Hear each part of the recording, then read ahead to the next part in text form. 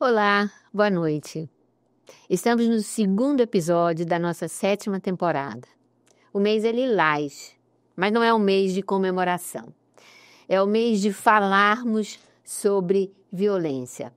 E violência contra mulheres.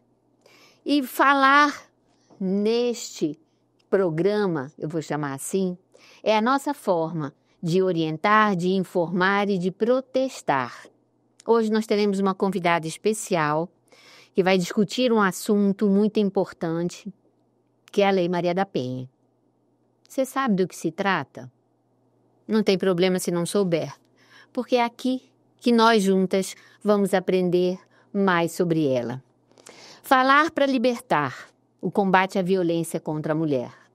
Lei Maria da Penha e os direitos da mulher. Vamos falar então sobre seus avanços e os desafios que ainda temos pela frente. Eu sou Audrey Braga e te dou as boas-vindas. Davina? Olá, boa noite. Ou se você for assistir no horário do dia, bom dia, boa tarde. Muito bom estar com você. Estamos realmente, como a Audrey falou, né, um tema doloroso, difícil, mas importantíssimo. E aqui é o espaço que nós separamos para a gente estar falando, né? Como a Audrey sempre diz. E hoje nós vamos falar sobre essa semana, né? Essa temporada, a gente está falando de mulheres que passam por situações de violência doméstica. E tentamos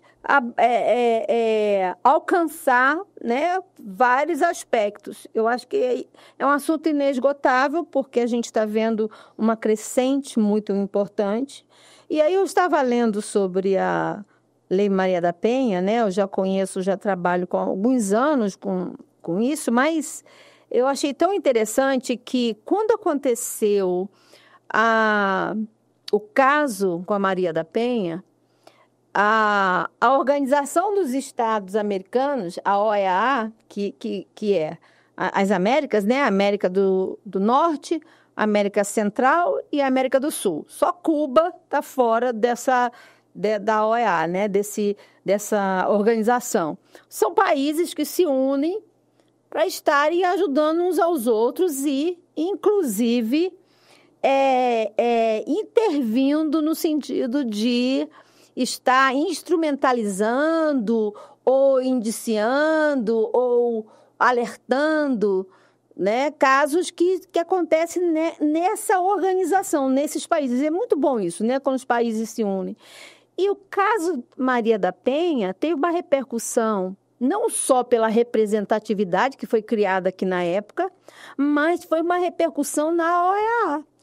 E a OEA entrou com uma ação para o Brasil. A nossa colega que vai estar aqui me corrija se eu estiver equivocada, entrou com uma ação contra o Brasil para que o Brasil tomasse medidas seguras para que isso não acontecesse. Tal a repercussão que teve a Maria da Penha. Então, assim, a lei nasce não só da representatividade no Brasil, mas de uma unidade internacional. Então, assim, eu fico pensando quantos avanços ainda que nós teremos e os desafios que nós teremos ainda, né? Então, assim, o Brasil ainda está aquém. Eu disse na live anterior, na nossa episódio anterior, que nós queremos um país seguro para as mulheres. Nós queremos que o Brasil seja um território seguro para as mulheres. E a gente não tem visto isso. Então, fica aqui a minha fala, minha indignação, minha provocação. E aí nós vamos continuar com a nossa colega, que tem muito conteúdo para compartilhar aqui conosco. Pode se apresentar. É um prazer estar aqui com vocês hoje para que a gente possa compartilhar desse assunto tão importante, que é a violência de gênero, que é a violência doméstica-familiar contra a mulher. O meu nome é Ilana Lentes, eu sou juíza hoje no Tribunal de Justiça do Estado de Goiás. Exerço a função tanto de juíza de família, aí na comarca de Lusiânia, como também a função de juíza de violência doméstica na comarca de Planaltina de Goiás. E nesse ponto, inclusive, já destaco desde já que o entorno do Goiás é o entorno do Distrito Federal, né? E aí também esse limítrofe aí do Goiás é um lugar extremamente perigoso para a mulher, então é importante que a gente fale sobre esse tema, que a gente cada dia mais trate desse tema. Eu sou carioca, moro aqui em Brasília há aproximadamente 2 anos, desde que eu virei juiz aqui no entorno do Distrito Federal. E para mim é uma alegria imensa falar sobre... Também. É carioca também? Legal. E é uma alegria imensa falar desse tema que é o meu dia a dia, que é aquilo que eu vivo, que é aquilo que eu enfrento todos os dias. Eu fiz parte da Coordenadoria da Mulher do Tribunal por um tempo, então pude representar o tribunal nos eventos. E como é importante a gente estar sempre promovendo a conscientização das mulheres, porque a Lei Maria da Penha, por si só, sem que as mulheres, que são o alvo dessa lei, conheçam o seu conteúdo e como colocar esse conteúdo em prática, ela não tem serventia nenhuma. Até te complementando, tá? O caso realmente, ele foi tratado na OEA. A senhora está certíssima assim, em relação a isso, porque o caso da Maria da Penha, ela sofreu tentativa de feminicídio por 2 vezes, por parte do companheiro dela. E ele não foi julgado de forma adequada pelo Brasil. E nós temos mecanismos internacionais que cobram os países que fazem parte dessa organização. Eu achei o máximo isso. Quando o país não faz o que tem que ser feito. Então, a Comissão Interamericana de Direitos Humanos, ela foi acionada, e a partir do momento que ela foi acionada, ela exigiu do Brasil uma postura em relação ao caso Maria da Penha, e a lei surge daí. A lei justamente é fruto dessa cobrança internacional em relação ao Brasil. E ainda bem que hoje nós temos essa lei, é uma das leis mais avançadas do mundo, e hoje a gente vai ter a oportunidade de falar um pouquinho mais sobre ela. Que bom. E aí eu fico pensando, né, nesse caminhar do nosso país, esse caminhar da educação do nosso povo, da educação feminina, da educação masculina, que nós precisamos, na ocasião, de um cutucão internacional para que tomássemos uma providência. Mas que bom que isso aconteceu. E aí eu queria retomar uma coisa que eu acho muito importante, gente. Comentário rápido. Se comentou hoje na minha casa sobre a pessoa aqui no DF que apanhou no elevador, né, que foi vítima de agressão do companheiro do marido no elevador. Né, foram 4 minutos de agressão no elevador aqui no DF. E aí, a moça que estava me ajudando lá em casa, ela comentou assim, mas por que não gritou? Ela nem gritou, ela não queria denunciar. E isso é uma postura que aí gerou uma boa discussão e eu vi que ela ficou bem pensativa. E ela é uma pessoa muito interessante, muito antenada com as coisas. Mas o que nós chegamos à conclusão? Que a gente tem que parar, nós mulheres precisamos parar de julgar as outras mulheres. De que aquela questão de que, gosta de apanhar, tá lá, por que não gritou? Por que não quis denunciar? Né? Que a gente precisa estar consciente de que a violência física, ela geralmente não chega como a primeira violência que a mulher sofre. Né? Que existem a violência psicológica, que é subliminar, que ela caminha devagarzinho e que é essa violência que faz com que, muito possivelmente, a gente chegue na violência física sem nenhuma condição de defesa, né? Sem condição física, sem nenhuma condição emocional de defesa. Então, acho muito interessante que nós, mulheres, conheçamos a evolução, conheçamos de onde que essa lei que nos protege e o que nos dá direito, o que a gente pode brigar, para quem que a gente pode ir, para quem que a gente pode pedir socorro. E o melhor de tudo, a gente, quando não consegue, alguém pode pedir por nós. Que eu acho que é outra questão, não é, doutora? Exatamente. Quando a gente pensa em violência, principalmente na forma como as mulheres reagem a essa violência, a gente tem que partir primeiro de um pressuposto, de que nós estamos num país que é eminentemente patriarcal. A gente vem disso, a gente vem de toda uma construção, né, que parte da ideia, né, do pátrio-poder, a gente falava em pátrio-poder, que o homem era o chefe de família. Né? Até pouco tempo atrás, a mulher não tinha nem capacidade civil plena, ela não podia decidir sobre os próprios atos da vida civil. E a gente não está falando, assim, de milhares de anos atrás, a gente está falando de 100 anos atrás, até de menos. Eu sou assistente social há 35 anos, já me aposentei, mas eu vivi isso, que todo esse boicote, né, toda essa dificuldade que a mulher tinha. Eu trabalhei com isso. Sim. Né? E a gente já sentia isso, né? Mas pode retomar. E aí, isso vem por parte das próprias mulheres. Nós somos criadas nessa sociedade, que nós somos influenciadas por ela, nós somos construídas por esses padrões. E até as próprias mulheres têm dificuldade, muitas vezes, de se libertar dessa ideia toda de paternalismo, de patriarcado, de misoginia, que durante muito tempo foi o que se restou como estabelecido, assim, no nosso país. Então, existe toda uma desconstrução que precisa ser feita. E aí, uma desconstrução que não é só nos homens, é uma desconstrução também nas mulheres, para que elas se entendam assim. Então, é por isso que a gente vê, em vários casos, às vezes, de violência, as próprias mulheres questionando, muitas vezes, o posicionamento das outras, né? Isso é bem comum. A gente vê diariamente isso, inclusive nas audiências que a gente faz. Às vezes tem uma testemunha, uma amiga, e muitas vezes, em vez de ajudar, ela acaba complicando ali a situação, né, da vítima de violência doméstica. E quando a gente fala em violência, a gente precisa entender, primeiro, né, em relação à Lei Maria da Penha, que a Lei Maria da Penha não consagra um único tipo de violência. A gente pensa muito na violência como a violência física. A gente lembra desse caso, né, do elevador, dos 60 socos que o rapaz desferiu. A gente lembra dos feminicídios que resultam na morte da mulher. Mas existem outros 4 tipos de violência que a Lei Maria da Penha descreve.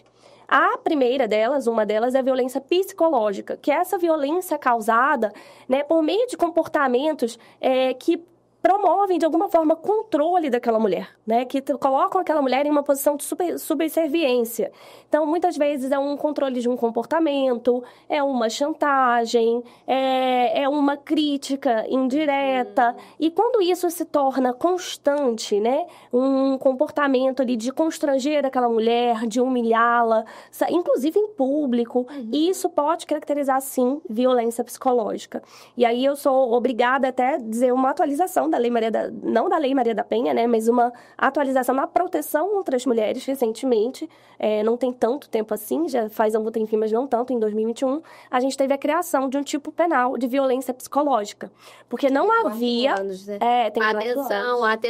Atenção. Violência psicológica hoje é crime tipificado no Código Penal, violência psicológica. A gente não tinha esse tipo de forma isolada. A gente tinha o crime de lesão corporal, e aí, se esse crime de lesão corporal viesse causar algum dano à integridade psíquica da mulher, e aí nós precisaríamos de comprovação por meio de laudo pericial, e isso seria caracterizado como crime. Hoje, não. A gente tem tipificado o crime de violência psicológica, tá lá no artigo 147b do Código Penal, que é causar dano emocional à mulher. E aí o tipo descreve algumas maneiras de execução desse delito. Então, isso foi um avanço, né? Já depois da Lei Maria da Penha. E isso é importante, Ilana, não querendo te interromper, mais interrompendo, porque eu fiquei muito... eu fiquei muito... Eu estou pensando aqui nessa violência psicológica. Parou aqui, stop, né? Porque quando você tem uma violência física, a pessoa te bateu, a pessoa te machucou, né? A violência patrimonial, ela te roubou, né? A violência sexual, ela te estuprou. Mas a violência psicológica, já que nós não há necessidade de laudos, como você falou, como eu identifico que eu estou sendo violada, que isso está me fazendo mal, que isso está fazendo mal para a minha saúde mental, com que prova eu estou fazendo uma pergunta bem prática, tá? Com que prova eu vou na delegacia? Como eu chego na delegacia para dizer que eu estou sofrendo violência psicológica, já que eu não preciso de laudo, eu não preciso de um relatório da psiquiatra. Olha, eu estou sofrendo violência psicológica do meu marido. A delegada, ela tem subsídio para me garantir isso? Sim. Sim, a delegada, o papel dela é registrar a ocorrência, né? E a partir do relato da mulher, ver É uma quais pergunta outros... leiga, tá? Sim, Porque- claro. A partir do relato da mulher, ela vai colher outros elementos investigativos, né? Que tragam, de alguma maneira, uma corroboração para aquilo que aquela mulher está falando, tá? Então, a delegada sempre vai perguntar, a senhora tem testemunhas disso? E provavelmente aquela mulher vai ter. Provavelmente, em algum momento ali, ela já compartilhou aquilo que ela tem vivido por parte, né, daquele homem, né, daquele autor da violência, ela já compartilhou com uma amiga, então provavelmente ela tem registros do WhatsApp dessa conversa, provavelmente ela já teve muitas vezes um aconselhamento num âmbito religioso, às vezes com um pastor, com um padre, e isso muitas vezes é trazido também em casos como esse, né? A gente tem muitas vezes também a própria família da mulher que pode servir também como respaldo, que percebe essa situação, que percebe a mudança no comportamento dessa mulher, né? Que muitas vezes se retrai, que muitas vezes passa por um momento depressivo. Então, tudo isso pode ser comprovado por testemunhas. Então, não é necessário esse laudo. Claro que se houver, né, relatórios de psicólogo, que mostram ali que aquela mulher passou por um acompanhamento, isso vai ser maravilhoso, vai ser certamente um subsídio para que o juiz, futuramente, numa ação penal, possa vir a julgar aquele caso. Mas pode ser provado facilmente por testemunhas sem necessidade de laudo pericial. Interessante que isso, a gente ouvindo isso, talvez você em casa também, porque assim, como você falou, né, Audrey, ele não começa com os socos. Né? Ele vem com essa violência psicológica. Ele vem com essa pressão. E aí nós temos hoje um mecanismo importante que já inibe o agressor, né? Vamos lá, vamos continuar. Seguindo aqui, só pra gente saber as outras formas de violência, Sim, né? sim. A violência patrimonial, a Davina já comentou aqui com a gente, né? Que é justamente esses casos em que há furto, às vezes há danos na residência. Quantos são os casos, né? Que numa situação de violência, após uma discussão, o homem quebra as coisas da casa, muitas vezes que foram conquistadas ali a duras penas, né? Com o trabalho daquela mulher. Isso é uma forma de subjugar, é uma forma de violentar. Tem também, às vezes, destruição de documentos pessoais. Isso acontece com uma certa frequência também.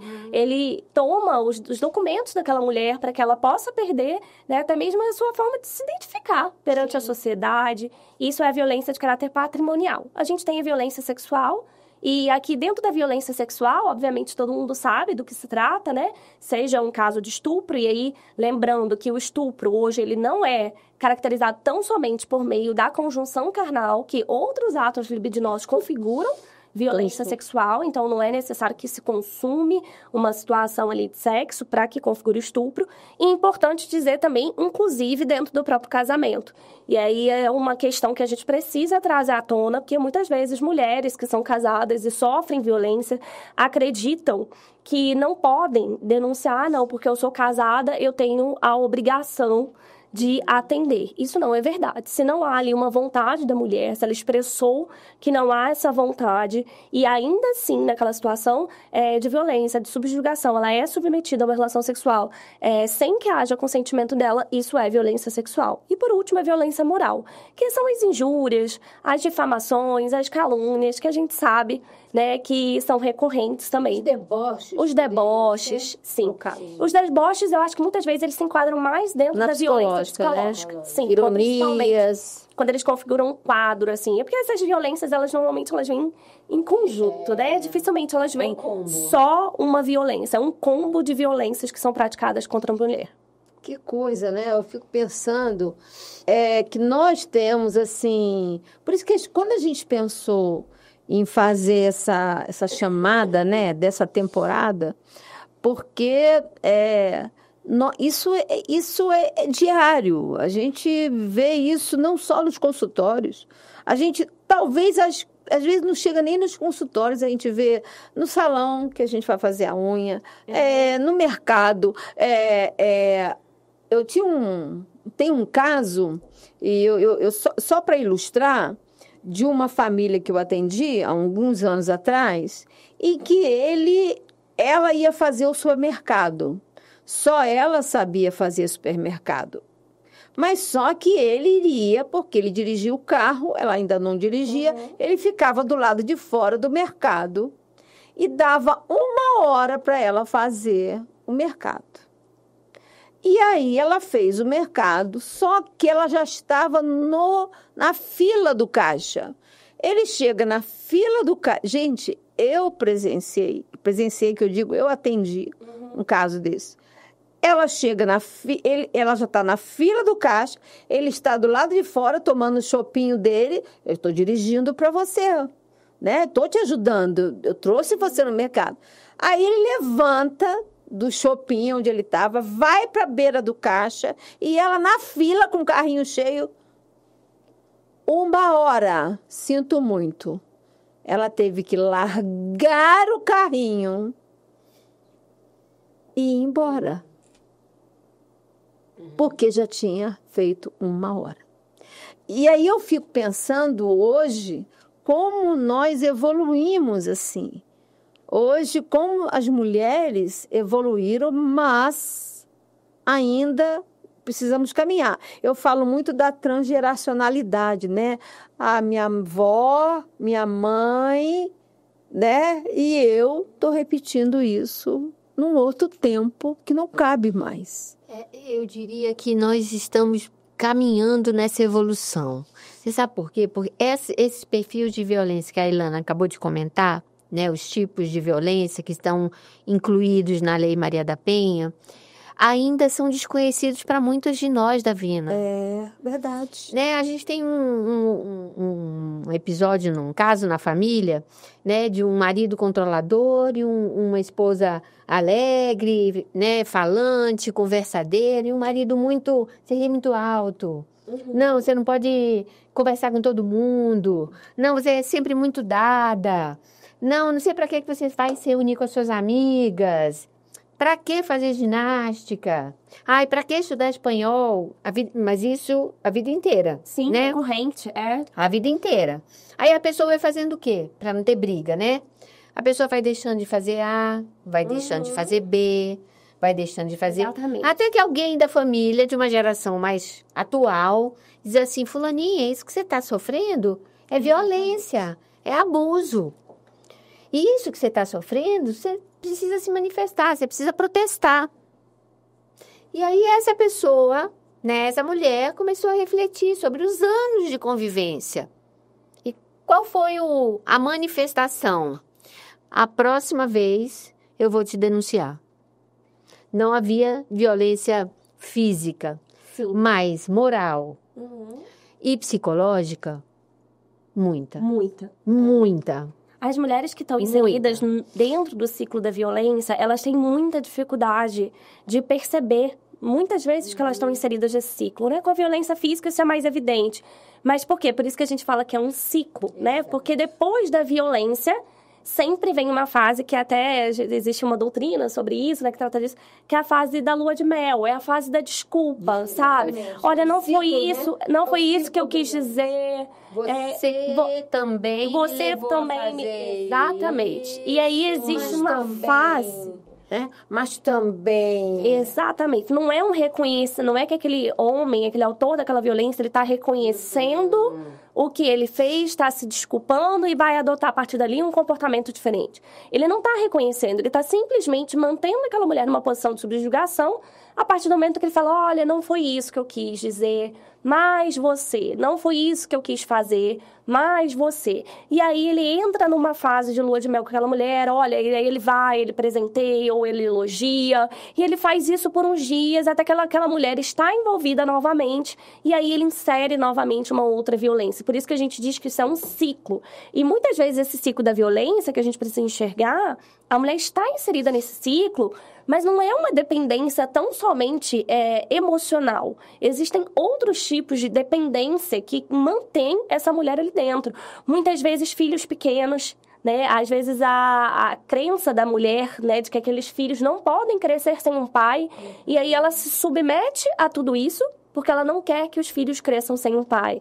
A dependência financeira, muitas vezes aquela mulher não tem para quem recorrer, financeiramente falando, é o homem que sustenta aquela casa, e aí ela fala, olha, eu vou denunciar esse homem como? Amanhã eu vou morar em que lugar?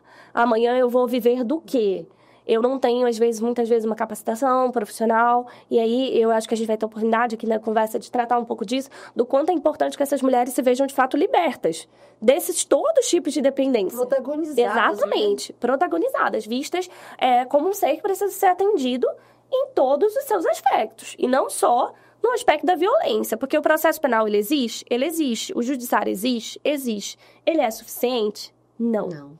Ele não é suficiente. Então, a gente precisa tirar essa mulher desse ciclo. Tirar essa mulher dessa dependência. Então, todas essas dependências, elas colocam essa mulher nessa posição de não conseguir sair desse ciclo. Às vezes, a dependência não é financeira, mas ela é de outra ordem. Né? Uma dependência social, às vezes, é aquela mulheres que vêm de outros estados, às vezes é para tentar a vida aqui. E aí, elas não têm família aqui, elas não têm a quem recorrer, não têm uma rede de apoio. Né? Não tem uma rede de apoio. Então, é uma questão, assim, extremamente complicada e é um desafio para quem lida com a violência doméstica. Deixa eu fazer uma pergunta de curiosidade. Vamos lá. Dentro do tema. Chegamos a você, né? Passamos pela delegacia. Sim. Denunciamos. É encaminhado, né? Pro judiciário. Chegamos a você. Certo. Dentro da sua experiência, como esse agressor chega, né? Isso é uma pergunta. Tá. Né? Ele deve ser um sedutor também, né? Porque você é uma juíza, você é jovem, né? Você é uma juíza, mas é jovem, é uma mulher, né? Tá. Outra questão, paralela a isso. As advogadas mulheres... A gente vai pensando em vários casos, né? Elas são mais veementes ou elas também se permitem seduzir por esse agressor? Como é isso? Ou as mulheres preferem advogadas mulheres? Então, assim, tem um monte de pergunta numa só. Eu tô igual a você em casa, cheio de curiosidade. Então, vamos lá. O agressor chegou para você.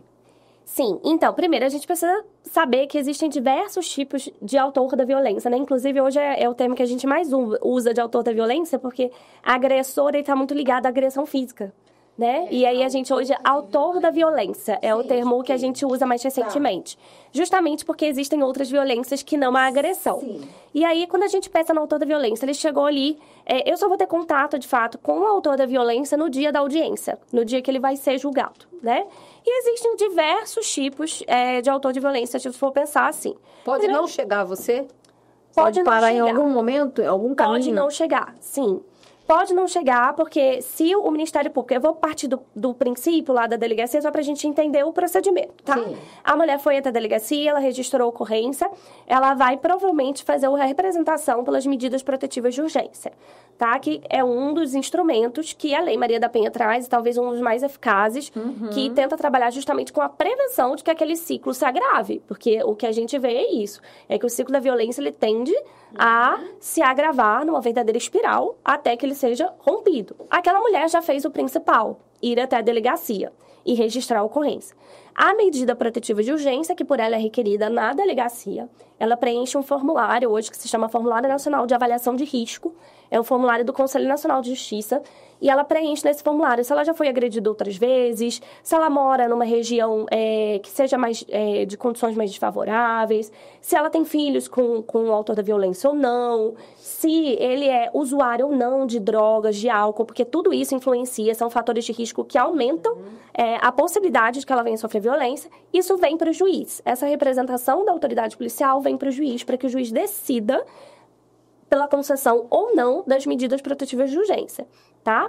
Dentro dessas medidas, o juiz vai analisar, vai conceder. Existe um prazo hoje, estabelecido pelo CNJ, para que a gente julgue essas medidas protetivas, que é de até 48 horas. A Lei Maria da Penha garante esse prazo curto? Não está na Lei Maria da Penha. Eu acho que a lei até fala, mas não me recordo exatamente se a lei traz. Mas eu tenho certeza que o CNJ tem essa determinação de que seja julgado em até 48 horas. O TJ Goiás tem uma determinação ainda inferior, assim, de que seja julgado em até 24 horas, porque a gente sabe que o mais necessário é que haja imediatidade, que haja urgência, uma intervenção imediata do judiciário. Então, essas medidas são concedidas. A partir do momento que essas medidas são concedidas, aquele registro de ocorrência, né, dentro da delegacia, vai ser instaurado um inquérito policial, né, que é para investigar, para ouvir testemunhas. O delegado vai fazer todo esse papel. Vai ouvir as pessoas, eventualmente, vai juntar vídeos, muitas vezes tem câmeras de segurança, vai juntar print de WhatsApp, ele vai juntar tudo que for possível e ele remete isso para o judiciário. Quando ele remete isso para o judiciário, a gente dá vista para o Ministério Público, que é o órgão responsável por promover a ação penal, né, em favor daquela vítima. E aí o Ministério Público vai e pode ou não oferecer uma denúncia, tá? Essa denúncia vai depender da presença de elementos, né, da prova de que de fato existiu um crime e de que haja pelo menos indícios de que aquele homem apontado, ele de fato foi o autor dessa violência. Havendo isso, o Ministério Público oferece a denúncia. A outra parte vai ter o direito de se defender, né? Vai ter um prazo de 10 dias. A depender do que for, né? Às vezes pode ser um caso que justifique um encerramento do processo ali e que eu não tenha contato com esse acusado. Mas, se o processo não for encerrado até esse momento, vamos ter uma audiência. E aí, nessa audiência, essa vítima será ouvida, outras testemunhas e esse acusado também, tá? Quem é esse autor da violência? Tem dos mais diversos tipos. E é engraçado, porque a gente lida, assim, com pessoas já de muita idade e mulheres que muitas vezes estão em 30 anos de casamento e que, nesse momento, depois de perceberem que viveram uma violência psicológica durante todo aquele tempo, resolvem denunciar. Tem mulheres que estavam num relacionamento super curto, às vezes, conheceram um cara há menos de um mês e aí passaram já por algum tipo de violência. E nem todos trabalham de maneira sedutora, não. Eu acho que a gente tem essa imagem, né, de que o autor da violência ele é muito dono de si. E, de fato, a maioria sabe? A maioria nega, né? A maioria quer, de alguma forma, dizer, não, mas ela veio pra cima de mim. Sempre tem uma desculpa. Eles nunca querem assumir ali, né, diante do juiz, que, de fato, fizeram o que fizeram. Mas eu já lidei, né, com alguns autores de violência que assumiram o que fizeram. Não, eu fiz mesmo, eu errei, me arrependo. Esses casos, normalmente, são casos que a gente tem mais facilidade de encaminhar ele, por exemplo, para um grupo reflexivo, porque são pessoas que reconhecem que fizeram, que querem, de alguma forma, mudar o comportamento dali em diante. Porque a verdade é que muitos desses casos, quando chega no momento da audiência, aquela mulher já retomou o relacionamento com aquele autor da violência. Uhum. Isso acontece muitas vezes. E, às vezes, a gente precisa de outras medidas. Não só da sentença, porque se ele cometer um crime, ele de fato tem que ser condenado, mas de outras medidas que assegurem que aquela mulher não passe por violências posteriores. Então, isso é muito importante, sabe? A gente reconhecer que nem todos os autores de violência, eles têm essa posição de prepotência. Embora alguns tenham. Outros reconhecem, tem uns que assumem, tem outros que dizem que foi num momento, alguma coisa. Tem casos que são episódicos, tem casos que são recorrentes, tem uns que vão aparecer lá sempre, eu tenho uns lá que são de estimação. Eu falo, meu filho, você está aqui de novo, eu tô te vendo de novo. Que são de estimação. Então, não são todos que querem seduzir, não. Em relação às advogadas e advogados, eu vejo que é bem misto, sabe? Nós temos advogados muito comprometidos com uma atuação séria em favor da mulher vítima de violência. Normalmente, quem atua no processo pela mulher é o Ministério Público. Mas a lei da Maria da Penha, ela garante que a gente possa nomear um advogado ou um defensor público para fazer essa defesa da vítima. E uma defesa da vítima que oriente ela, que aconselhe ela e tudo mais. E a gente vê que são bem, assim, mistos, proporcionais, assim. Mas a gente vê casos de audiências que mulheres, advogadas mulheres que estão pelo autor da violência, elas reproduzem aquela violência nas perguntas, muitas vezes, que fazem. Isso a gente vê também. A advogada, apesar de ser mulher, como ela está na defesa do autor da violência, ela faz perguntas que, de alguma forma, revitimizam aquela mulher. Né? Mas você não teve um relacionamento extraconjugal? Interessa? Não interessa. Se aquela mulher sofreu uma lesão corporal, pouco importa que ela tenha tido um relacionamento extraconjugal. Né? Ela não pode ser alvo da violência. O que está sendo discutido ali é a lesão. Não é se aquela mulher teve ou não um relacionamento extraconjugal. Em casos de estupro, de vulnerável, de criança e adolescente. Mas ela já teve namoradinhos antes? Não me interessa. Não interessa. Se ela já teve namoradinhos antes. Não interessa. E muitas vezes essas perguntas vêm de advogadas mulheres. Cabe ao juiz, né? Dentro da condição da audiência, impedir esse tipo de tratamento, porque nós temos previsão específica também do CPP de que não pode haver, depois da Lei Mariana Ferrer, que é um caso super conhecido Aham, também, sim. houve uma alteração do Código de Processo Penal para impedir qualquer tipo de comportamento que revitimize a mulher, que submeta ela a constrangimento, por parte de qualquer pessoa que esteja atuando no processo. Então, é dever do juiz coibir esse tipo de atitude. Então, até vocês, juízes, também têm esse tipo de orientação, Sim. né? E não só orientação, mas também alguém acima de vocês que fazem esse cumprimento desse Exatamente. comportamento, E nós podemos ser né? cobrados. Isso. Caso nós não atuemos de forma devida, coibindo esse tipo de comportamento, nós estamos reproduzindo também essa violência, que é uma violência institucional. Nossa, que interessante. Nossa, você que está em casa, eu achei muito interessante. Eu tenho outra pergunta para te fazer. Pode fazer, tem muitas.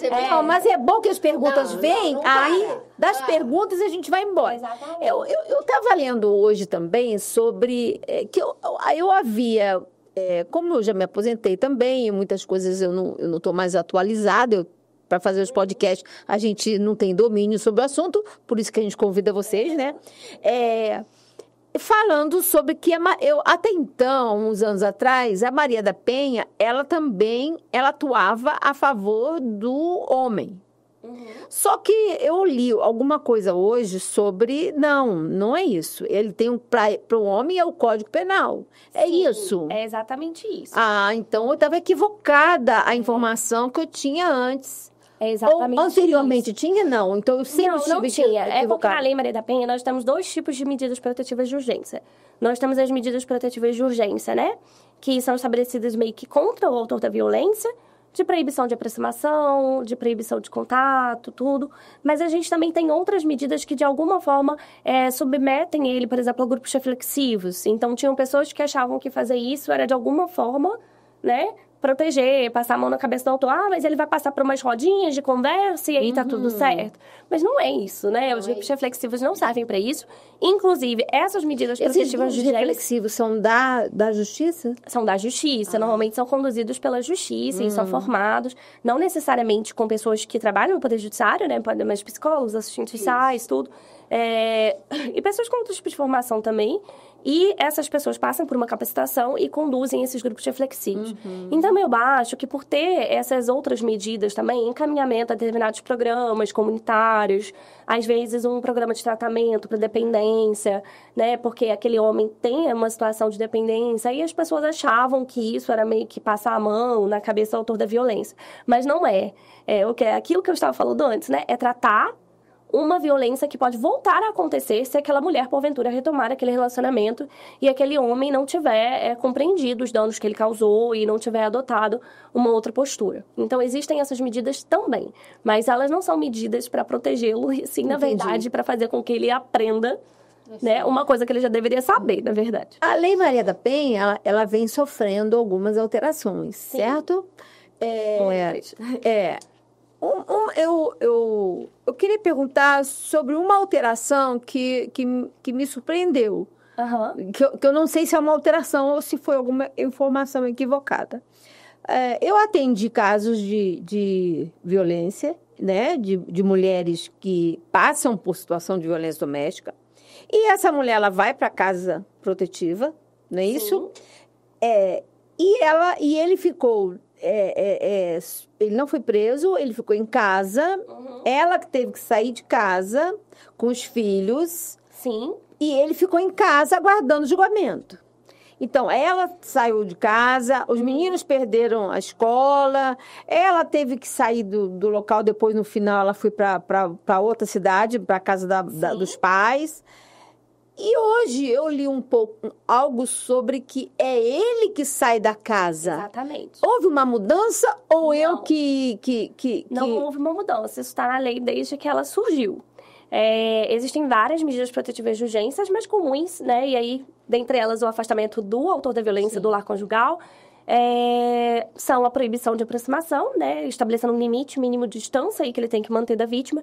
E aí, em qualquer lugar público ou particular que ela esteja. Então, por exemplo, ela está no local de trabalho dela, ele tem que manter uma distância de 300 metros, de meio quilômetro, o juiz fixa, a depender do caso concreto. A proibição de contato, que é muito importante, né? Contato por redes sociais, pessoalmente, de qualquer forma. e o afastamento do autor da violência do lar conjugal. É uma das medidas protetivas mais importantes, mas ela está lá desde que a lei surgiu. Eu acho que talvez ela não fosse muito conhecida e muitas vezes não fosse muito utilizada. Mas o que acontece? Muitas vezes, quando acontece a situação de violência, a primeira postura dessa mulher é sair de casa, né? É pegar os filhos e sair. Por uma questão de sobrevivência, né? Ela tem que fazer isso mesmo. Muitas vezes ela sai. E aí, quando ela sai, se ela se encaminha à delegacia e faz o registro, e ela comunica essa situação, tá? O delegado ou a delegada, quem estiver atuando ali, provavelmente vai fazer, né? Vai orientá-la a representar pela medida de afastamento do autor da violência do lar conjugal. Essa medida vem para o juiz determina o afastamento dele, um oficial de justiça vai lá cumprir esse mandado de afastamento para que depois aquela mulher possa ser reconduzida para a residência com os filhos. Esse é o correto, esse é o procedimento correto. Ou a polícia militar, às vezes pode ser necessário, até o uso da polícia, a força, né? O uso da força, que a polícia militar venha, porque muitas vezes esse homem não quer. Ele diz, a casa é minha, eu comprei antes, não interessa. É isso que eu ia saber. Não casa é minha. Não interessa. É a mulher que tem o direito de ficar na casa se ela foi vítima de violência doméstica. Gente, que coisa interessante. Isso não quer dizer... Isso não quer dizer, e aí esclarecendo...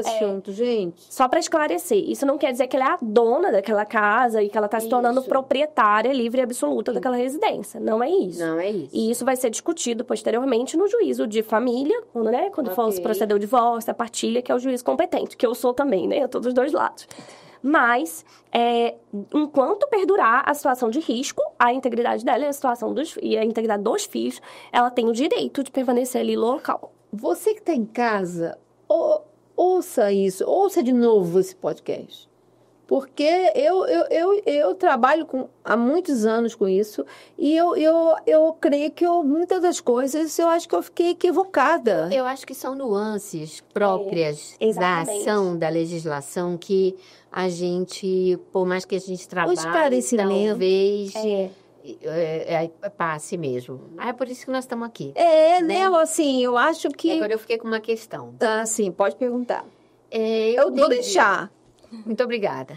Eu entendi o processo. Sabe uma coisa que, quando você estava falando, que me veio à cabeça, assim, é o volume de processos. É absurdo. Pois é. Eu imaginei, tá? Aí me veio outra coisa. Como é que dá conta? Não dá, né?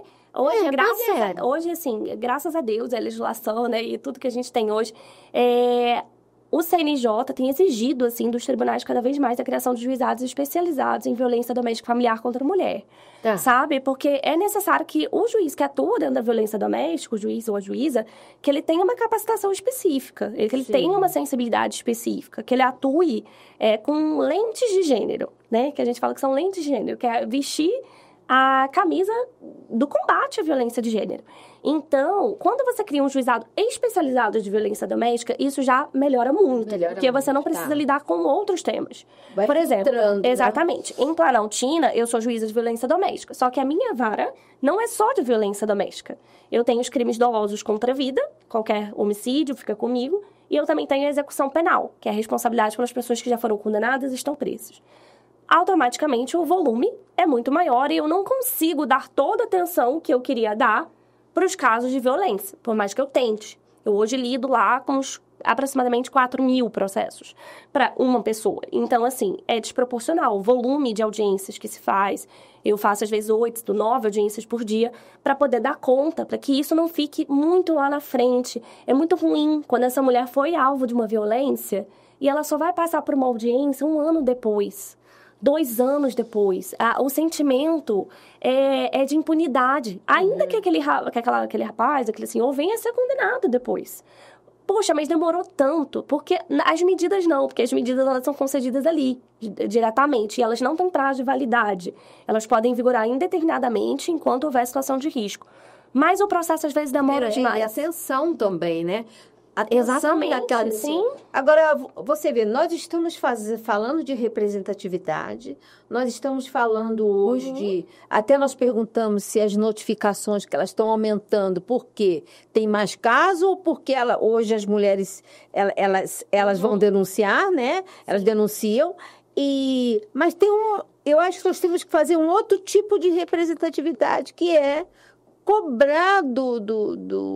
do jurídico, né, da justiça, que haja uma agilidade nesses casos. Sim. Porque nós estamos trabalhando, Audrey, assim, nós estamos fazendo a denúncia, nós estamos esclarecendo, e você traz um dado para a gente muito importante para você que está em casa também. Nós precisamos chegar não só nesse nível de esclarecimento, mas também cobrar da justiça, né, enquanto lobby, né, enquanto representatividade, essa agilidade. Exatamente. Porque senão é meio que chover no molhado. Nós começamos a fazer esses movimentos, chega na justiça, tem uma juíza com 4.000 processos. Sim. E essa é a realidade da maioria dos estados. Infelizmente, hoje, né, ainda, assim, o número de processos comparado ao número de juízes é pequeno.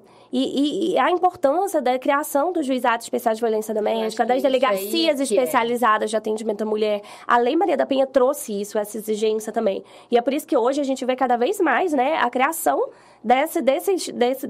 desses órgãos especializados nesse assunto, para que esses assuntos sejam tratados com a agilidade necessária. Né? Eu fiz até uma pesquisa no Mapa Nacional de Violência de Gênero e só em 2023 foram registradas mais de 500.000 medidas protetivas de urgência. Num ano. Mais de 500.000 protetivas de urgência. E você tem que imaginar que o juiz tem que julgar aquilo dentro de 48 horas. Dentro de mais de 100%. Exatamente. Mas, assim, o número, e se a gente for pensar que ainda há uma cifra escondida, uma cifra oculta desses crimes... Que é as subnotificações. Que são as subnotificações, né? No próprio mapa diz também que, em 2023, o índice de subnotificação foi de 61%. Ou seja, praticamente aí 39% das mulheres registraram a ocorrência sobre a violência que sofreram. Todo o resto tá escondido, tá oculto aos nossos olhos. Imagina se todas elas tivessem a consciência e procurassem. Aí que a questão ia degringolar mesmo. Porque nós tivemos um aumento de 2021. Sim. Nós começamos aqui com a delegada Cíntia, de 2021 para 2024, de 300% de aumento de denúncias. E de medidas protetivas, tivemos mais de 100% de aumento. E eu acho que são as duas coisas, sabe, Davina? É tanto a questão atinente ao aumento da violência, porque por mais que a gente tenha mais informação, mais conscientização, isso está meio que, assim, arraigado na nossa sociedade, ainda muito o que se trabalhar, assim, para a gente tentar diminuir esse número da violência, mas ainda tem essa questão da conscientização. Eu acho que as mulheres hoje estão muito mais conscientes, elas procuram muito mais a delegacia. Então, o aumento do registro é, de certa forma, positivo. A gente não tem que ver isso só do lado negativo. É ruim, porque a gente não queria saber que tiveram 500 mil de medidas protetivas em 2023. Né? Mas isso é bom. Sinal de que essas mulheres, de certa forma, estão procurando. Estão procurando. E que bom que elas estão procurando. Que bom que elas estão vendo que há uma luz. Que há em quem procurar socorro. Porque muitas vezes essas mulheres não têm rede. Então, a rede delas, muitas vezes, vai ser ali o Ministério Público, o Judiciário e a própria rede de proteção de violência doméstica. Sim. Pode falar. Não, eu tô a cabeça tá assim? Minha cabeça tá você em casa tá assim, porque eu tô aqui com minha cabeça. Vai, Audrey, deixa eu processar. Na verdade, vou trazer para uma coisa que me interessa, né? Que é a violência que sobra, entre aspas, bem, se sobra, tá? Ou que respinga, direto ou indiretamente, para as crianças. Sim. Né? E para as crianças mulheres, que de alguma forma vão reproduzir. Tem uma coisa que eu falo com muita frequência, que as crianças aprendem o que elas veem. Exatamente. Né? As crianças aprendem o que vivenciam. Então, a normalidade passa a ser o ambiente que é violento. A normalidade passa a ser a mãe que tem medo de falar, a mãe que tem medo de se relacionar com o próprio companheiro. E como essas coisas se perpetuam. Então, você está falando isso, eu já estou pensando em como a juventude também, né? Em como essa nossa adolescência está violenta e sofre violência entre eles. Sim. E a repercussão negativa disso para uma sociedade. né, para a construção da sociedade. A gente em breve vai estar falando sobre isso aqui também, porque é algo que nos preocupa, nos incomoda. E aí, quando você falou dos tipos de violência, você falou da questão da dependência, que não era só emocional, mas da dependência financeira, das mulheres que às vezes se mudam de cidade para procurar alguma questão, uma vida melhor. E aí eu queria voltar para a questão da adolescência, que é o que eu sempre trago, que é para a gente estar reforçando a necessidade de propósito, né? Sim. Do que nós temos, cada uma de nós, de construção de propósito. O peso que uma escola pode desempenhar na vida de uma adolescente, o peso que um professor sério, uma professora séria, pode desempenhar. E aí eu não estou falando só da aprendizagem formal, mas do encaminhamento, né, da orientação de propósito, da formação de caráter, né, do desejo, né, da criação e do despertar do desejo de ser independente e de ser autônomo. E isso eu acho fundamental, que é brigar contra o ambiente de violência que uma criança e um adolescente convivem e sobrevivem, né? Mas enfim, estou falando e já vou divagando em um monte de coisa, mas são tópicos que me incomodam e me preocupam. Não, você tem que voltar, nós estamos aí com 10 minutos, né, finalizando. Falando um pouco sobre esse tema aí da adolescência, sobre a reunião da rede de proteção, né, de violência doméstica. A lei exige isso da gente também, que nós formemos uma rede de proteção. Lá em Planaltina, graças a Deus, a rede de proteção é perfeita, super integrada. E aí, da importância disso, quando a gente pensa em infância, juventude e adolescência de maneira geral. A rede de proteção, ela conta com todos os órgãos possíveis que tenham ligação com a violência doméstica. Eles se reúnem lá em Planaltina bimestralmente para que a gente possa tratar de temas, de ideias, de propostas, de projetos. Então, assim, é Polícia Civil, Polícia Militar, Guarda Civil Municipal, o pessoal dos hospitais, que são eles que fazem os relatórios médicos daquelas mulheres que chegam agredidas. As escolas, nós temos sempre alguém da Secretaria Estadual de Educação, da Secretaria Municipal de Educação, as componentes do CRAS e do CREAS, né, dos Conselhos de assistência social, o Conselho Tutelar, todos eles participam dessa reunião e nessa reunião a gente discute isso. Por quê? Porque a violência doméstica, ela abrange vários braços. E se a gente não atua em todas as frentes, a gente perde aquela mulher, a gente perde aquela criança, a gente perde aquele adolescente que está vivendo naquele ambiente. Então, se a gente não trabalha de maneira coordenada, de maneira conjunta, a gente não tem uma efetividade. Por isso que eu falo que o processo judicial, ele não é... Né? Eu poderia chegar aqui e falar, não, eu sou o suficiente, o judiciário é o suficiente, a minha atuação como juiz é suficiente, mas não é. A verdade é que não é. A minha atuação é muito incipiente. Às vezes eu estou num processo, eu olho, eu passo por uma audiência e eu me sinto incapaz, porque muitas vezes a sentença não vai resolver o problema daquela mulher. E como nós temos a rede, isso é maravilhoso. Porque uma mulher que tem um problema dentário, eu percebo, resultante daquela lesão, eu procuro os dentistas lá da cidade, porque eu tenho contato com eles. Olha, vamos tentar ajudar aquela mulher. Se é um problema de fome mesmo, de dependência, a gente vai atrás de uma cesta básica para tentar resolver.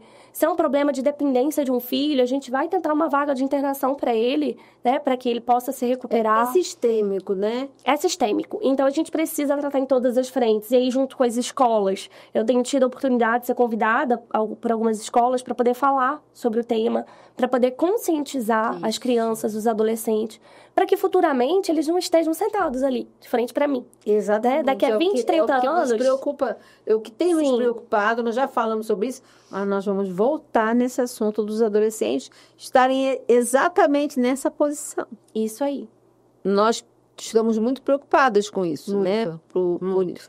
Bom, estamos finalizando. Cíntia, perdão, Cíntia, o que eu falei Ilana, da delegada Cíntia, da delegada, né? Sim. Ilana, muito obrigada. Obrigada mesmo. Obrigada a você que está em casa nos assistindo. Eu estou, assim, encantada e vamos trazê-la novamente, né, Alder? Age dela, né? Porque a gente tem muito assunto para discutir, né, para conversar. Então, eu vou me despedir primeiramente, depois eu passo para elas. Eu agradeço a você que ficou conosco, agradeço aos nossos parceiros, a Rafaela Rezende, que nos nós usamos as semijoias, o nosso vestuário, que é do Levanza Boutique. E nós, assim, estamos assim, bem felizes, porque esse programa tem alcançado lugares assim que a gente... Outro dia, uma amiga de Paris estava conversando comigo, que ela assiste de madrugada, porque lá é 6 horas a mais, né? Mas, então, muito obrigada por isso, viu? Vamos lá, Ilana? Vamos. Gente, eu vou pedir licença, vou aproveitar que a gente tem 6 minutinhos ainda para terminar lendo um poema que é um poema que me marcou quando eu ouvi. Eu chorei profundamente e eu achava importante compartilhar com vocês hoje. O poema é assim: hoje recebi flores. Hoje recebi flores. Não é meu aniversário, nem outro dia especial. Tivemos nossa primeira discussão ontem à noite e ele me disse muitas coisas cruéis que me ofenderam de verdade. Mas sei que está arrependido e não lhes disse a sério, porque ele me enviou flores hoje. Não é nosso aniversário ou nem outro dia especial. Ontem, ele atirou-me contra a parede, começou a asfixiar-me. Parecia um pesadelo, mas, dos pesadelos, nós acordamos e descobrimos que não é real. Hoje acordei cheia de dores e com golpes em todos os lados. Mas eu sei que ele está arrependido porque hoje ele me enviou flores. E não é dia dos namorados ou nenhum outro dia especial. Ontem à noite bateu-me, ameaçou matar-me. Nem a maquiagem ou mangas compridas poderiam ocultar os cortes e golpes que me ocasionou desta vez. Não pude ir ao emprego hoje, porque não queria que a percebessem. Mas eu sei que está arrependido porque ele me enviou flores hoje. Não era dia das mães ou nenhum outro dia especial. Ontem à noite voltou a bater-me, mas desta vez foi muito pior. Se conseguir deixá-lo, o que é que eu vou fazer? Como poderia eu sozinha manter meus filhos? O que acontecerá se faltar o dinheiro? Tenho tanto medo dele, mas dependo tanto dele que tenho medo de o deixar. Mas eu sei que ele está arrependido, porque ele me enviou flores hoje. Hoje é um dia muito especial. É o dia do meu funeral. Ontem, finalmente, ele conseguiu matar-me. Bateu-me até eu morrer. Se ao menos tivesse tido a coragem e a força para o deixar, se tivesse pedido ajuda profissional, hoje não teria recebido flores. Isso é um poema de um anônimo e eu queria compartilhar com vocês, mulheres, para dizer: tenham coragem, não deixem que a situação chegue nesse ponto. Saiam, registrem, busquem os órgãos. Nós estamos aqui, de fato, prontos para que todas as mulheres possam se sentir seguras. Então, esse é o meu recado para vocês. Eu espero que vocês tenham gostado aqui do nosso podcast. E eu vou dizer que eu vou me despedir emocionada. E que essa luta não é poética, não é bonita, mas ela é minha, ela é da Ilana, ela é da Davina, ela é de todos os colegas que vêm aqui no nosso podcast. Até. Até. Até.